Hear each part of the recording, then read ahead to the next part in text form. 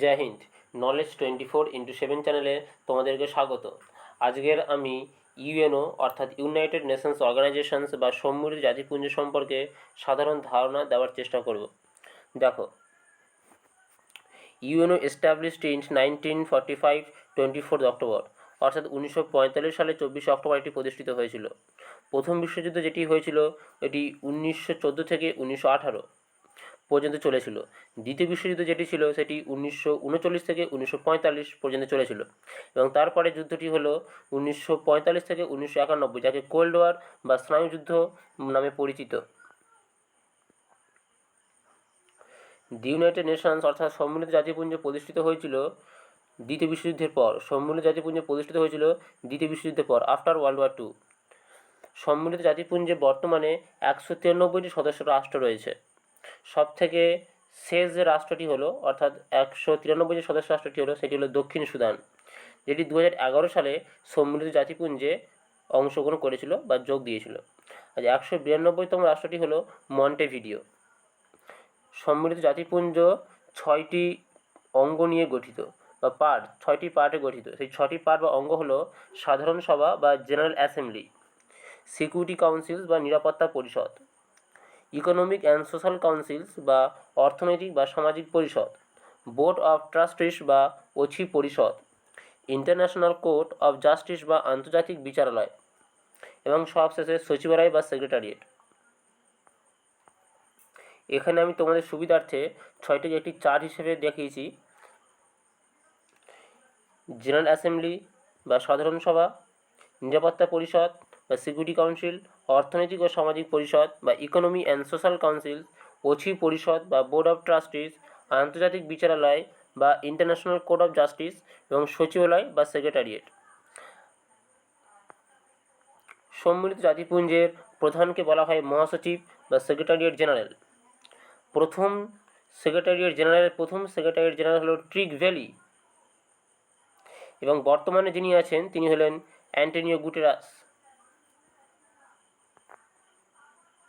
United নেশনসের headquarter হলো new York, এটি প্রায় পরীক্ষায় আসে। সম্মিলিত জাতিপুঞ্জের হেডকোয়ার্টার হলো লোকেটেড ইন নিউ ইয়র্ক। সম্মিলিত জাতিপুঞ্জের সাধারণ সভা বা প্রথম অঙ্গে এখানে টোটাল সদস্য সংখ্যা হলো 193। প্রতিটি রাষ্ট্র তাদের 5 জন প্রতিনিধিকে সাধারণ সভায় পাঠাতে পারেন, কিন্তু ভোট প্রদানের ক্ষমতা একটি। সম্মিলিত জাতিপুঞ্জে বা জেনারেল অ্যাসেম্বলি মিটিংয়ে একটি সভাপতি এবং 21 জন সহসভাপতি থাকেন। এর অধিবেশন হয় প্রতি বছর তৃতীয় মঙ্গলবারে। General assembly session held in third Tuesday in September every year. এই অধিবেশন আহ্বান করেন ইউএনও, আর এটি সম্মিলিত জাতিপুঞ্জের 20 নম্বর ধারায় উল্লেখ করা হয়েছে। মহাসচিব 24 ঘন্টার নোটিশ দিয়ে এমার্জেন্সি অধিবেশন আহ্বান করতে পারেন, 24 ঘন্টার নোটিশ দিয়ে। পরেরটি হলো সিকিউরিটি কাউন্সিল বা নিরাপত্তা পরিষদ। এটি হলো সবথেকে শক্তিশালী অঙ্গ সম্মিলিত জাতিপুঞ্জে। এর টোটাল সদস্য সংখ্যা হলো 15। 5 জন হলো স্থায়ী এবং 10 জন অস্থায়ী। এখানে একটি চার্ট হিসেবে দিয়েছি, দেখো। 15 জন হলো স্থায়ী, 15 জন হলো টোটাল মেম্বার, 10 জন হলো অস্থায়ী বা টেম্পোরারি, এবং 5 জন হলো পার্মানেন্ট। কোনো কিছু প্রস্তাব পাশ করাতে হলে এই 5টি পার্মানেন্ট সদস্যর সম্মতি অবশ্যই লাগবে, এবং এছাড়াও আরও 4টি লাগবে। 5টি তো অবশ্যই লাগবে, এছাড়াও আরও 4টি লাগবে। 9 জন হলে একটি প্রস্তাব পাশ করতে পারবে। এই 5টি রাষ্ট্রের মধ্যে যদি একটি রাষ্ট্রীয় সম্মতি না দেয়, তাহলে সেই প্রস্তাবটি সেখানেই রদ হয়ে যাবে। যারা অস্থায়ী সদস্য অর্থাৎ টেম্পোরারি, তাদের কার্যকালের সময় দেখো টেম্পোরারি 2 ইয়ার্স। 1965 সালে আগে পর্যন্ত ছিল 11টি স্টেট। 5 জন ছিল স্থায়ী এবং 6 জন ছিল অস্থায়ী। এই 5 জন পার্মানেন্ট স্টেট হলো ইউনাইটেড স্টেট অর্থাৎ আমেরিকা, রাশিয়া, ব্রিটেন, ফ্রান্স এবং চীন। এই 5টি সদস্য রাষ্ট্রের কাছে ভেটো পাওয়ার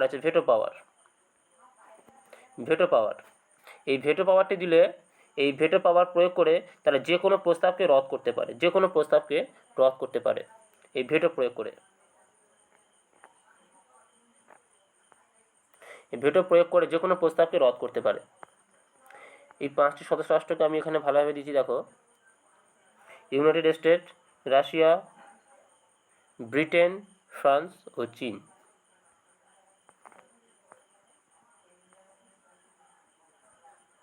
এই যে 9টি রাষ্ট্রের সম্মতি অবশ্যই লাগবে, 5টি পার্মানেন্ট সদস্য তো লাগবেই এবং আরও 4টি লাগবে। এই 10টি সদস্য, অস্থায়ী যে সদস্য আছে তারা 2 জন আসে এশিয়া থেকে, 3 জন আসে আফ্রিকা থেকে, 2 জন আসে লাতিন আমেরিকা থেকে, 2 জন আসে ইউরোপ থেকে এবং আদৌ অন্য দেশ থেকে, এবং 1 জন আসে ইস্ট ইউরোপ বা পূর্ব ইউরোপ থেকে। ইউএনএ তো মোট 6টি ভাষায় কথা বলা যায় যেটি অফিসিয়াল, সেগুলি হলো আরবি, চীনা, ইংলিশ, ফ্রান্স, রাশিয়া এবং স্প্যানিশ। এই 6টি ভাষায় কথা বলা যায়, এগুলি হলো অফিসিয়াল ল্যাঙ্গুয়েজ।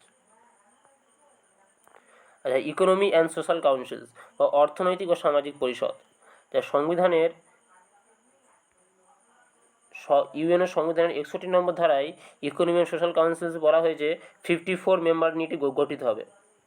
54 মেম্বার নিয়ে ইকোনমি অ্যান্ড সোশ্যাল কাউন্সিল এটা গঠিত হবে। এখানটায় একটু ভুল হয়ে গেছে, এখানটায় হবে প্রতি অর্থনৈতিক ও সামাজিক পরিষদ থেকে লোক সংখ্যা 54 জন, প্রতি বছরে 1/3 সদস্য অবসর গ্রহণ করবেন, অর্থাৎ 18 জন সদস্য প্রতি বছর অবসর গ্রহণ করবেন। এদের কার্যকালের মেয়াদ হলো 3 বছর। এখানে একটু প্রিন্টিং মিস্টেক হয়েছে। আচ্ছা, এদের 2টি অধিবেশন হয়, এর কার্যকালের মেয়াদ 3 বছর। এদের 2টো অধিবেশন হয়, একটি হলো মে ও জুন মাসে নিউ ইয়র্কে এবং জুলাই মাসে জেনেভাতে। আচ্ছা, একটি প্রেসিডেন্ট, একটি সভাপতি এবং 2টি সহসভাপতি হয় প্রথম অধিবেশনে।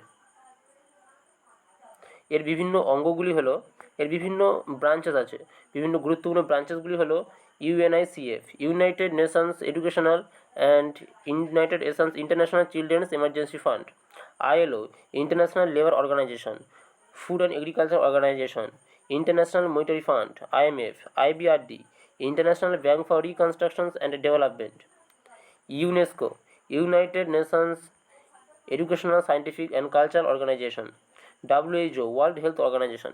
এগুলি হলো এর গুরুত্বপূর্ণ অঙ্গ। পরে ওছি পরিষদ বা board of trustees. Board of trustees দেখো, ইউএনওর আর্টিকেল 76 নম্বর ধারায় বলা হয়েছে যে 4টি মূল উদ্দেশ্য রয়েছে ওছি পরিষদের। বোর্ড অফ ট্রাস্টের সদস্য সংখ্যা হলো 5। এদের কার্যকালের মেয়াদ হলো 3 বছর। এই ওছি পরিষদই হলো যে 100% কাজ শতাংশ মানুষের সাফল্য অর্জন করতে পেরেছে, মানুষের ভর অর্জন করতে পেরেছে ওছি পরিষদ 100%। আচ্ছা, ইউএনওর 87 ও 88 নম্বর ধারায় এর কার্যাবলী সম্পর্কে আলোচনা করা হয়েছে। আন্তর্জাতিক বিচারালয় বা international code of justice. International code of justice একটি আলাদাই সংবিধান রয়েছে বা সেপারেট কনস্টিটিউশন রয়েছে, যাকে বলা হয় সংবিধি। সংবিধানের 3 নম্বর ধারায় বলা হয়েছে ইন্টারন্যাশনাল কোড অফ জাস্টিস 15 জন সদস্য নিয়ে গঠিত হবে, কনস্টিটিউটিং 15 জাজ, 15 জন সদস্য নিয়ে এটি গঠিত হবে। এদের কার্যকালের মেয়াদ হলো 9 বছর। আচ্ছা, প্রতি বছর এরা 1/3 মেম্বার্স অ্যান্ড এভরি 3 ইয়ার্স। আচ্ছা, 3 বছর অন্তর অন্তর 1/3 সদস্য অবসর গ্রহণ করবেন, অর্থাৎ 5 জন সদস্য অবসর গ্রহণ করেন।